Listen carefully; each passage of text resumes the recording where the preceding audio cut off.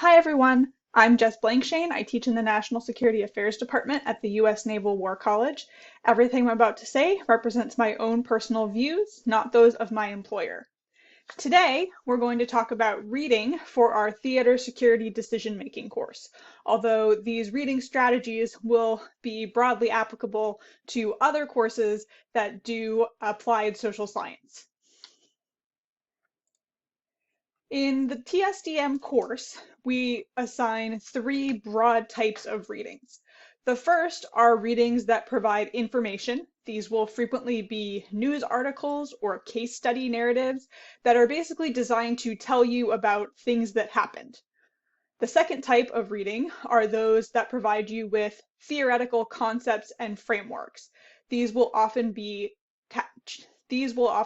textbook chapters and some of the academic articles that we assign. Finally, the third category is readings that provide arguments. These might be op-eds or other types of persuasive essays, or a lot of the academic social science that we assign. A quick note about the authors of these texts. I always recommend that before reading a piece, students take a few minutes to Google the author and see who this person is, who they're about to hear from. And in particular, you want to ask yourself a few sets of questions. The first is, what are these authors' qualifications? Maybe they have personal experience with an issue or particular training or education that make them credible sources on this topic. The second is, what perspective or bias might the author bring to the issue? And here you might be looking for things like their political or organizational affiliation, again, their training or discipline. This can influence how they see things.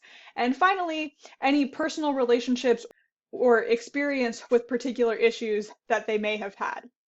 And none of these are disqualifying. Everyone brings certain perspectives to the things that they analyze and write, but you want to be aware of who you're hearing from, whether they're a credible source for the type of text you're reading, and what perspectives they're likely to bring to the topic. So now that you have these readings and you know who wrote them, what are you supposed to do with them? I think of three primary types of questions that we ask of our readings. For readings that are primarily offering information, the main question is the information accurate? Do I believe this information that's being provided to me? And for that, you want to look at things like the source, potentially whether it's corroborated by other sources, that type of thing. For readings that provide concepts or frameworks, you primarily want to ask, is this useful to me? Is there a way that I can use this concept or framework to better understand the world? And finally, for pieces that provide arguments, you want to ask, is the argument persuasive? And this is one that we're going to tackle in a bit more detail. When reading a piece that provides an argument, we suggest answering 5 questions about the piece as you read it. And you can do this by jotting down notes, by doing it in your head, whatever's helpful to you. The first is, what is the central question that the author of the piece is trying to address or answer? In academic work, this is often stated explicitly, sometimes in the title. In other types of argumentative pieces, this can be a little bit more difficult to pull out. The second question is, what is the author's central argument, or their answer to the question above? The third question is, what is at least one possible alternative argument or a different way that one could answer the question?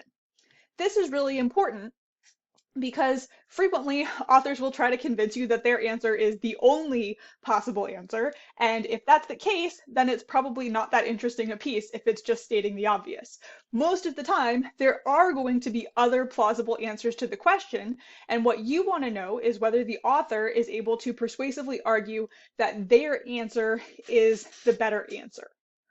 So to do that, to distinguish between these answers, which one seems most plausible, you're going to look for evidence. What evidence does the author give you in support of their argument? And in particular, to convince you that their argument is more correct than plausible alternative arguments.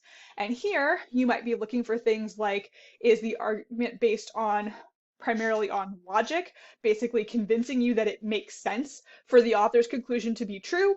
Is it based on statistics? Is it based on case study analysis? These are the types of things you'll be looking for. Then you want to put all of that together to say, is this overall a convincing argument?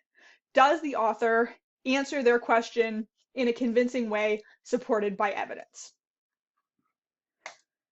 You may notice that for our course, you will frequently be doing a number of readings for any given day, and they might fall into multiple of these categories. So you need to think a bit about how you're going to synthesize everything you've read to be prepared for class.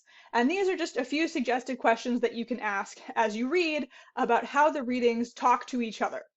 So if you've been given a reading that provides a theoretical framework or concept, you might want to think about whether that helps you make sense of information, say a news article or a case study that you've read.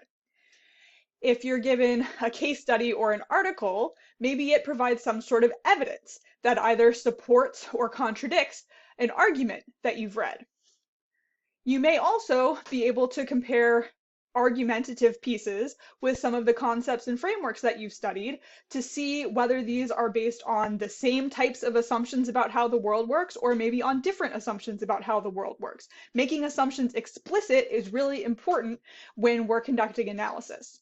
And finally, there will be occasions when you're given arguments that either agree with or explicitly disagree with one another, and using the questions provided in the previous slide can help you think about those arguments in a critical way and think about the ways that they talk to each other and perhaps determine which one you find more persuasive if they are directly opposing each other. Those were some brief tips for reading strategies for approaching the theater security decision-making syllabus. Thanks for watching.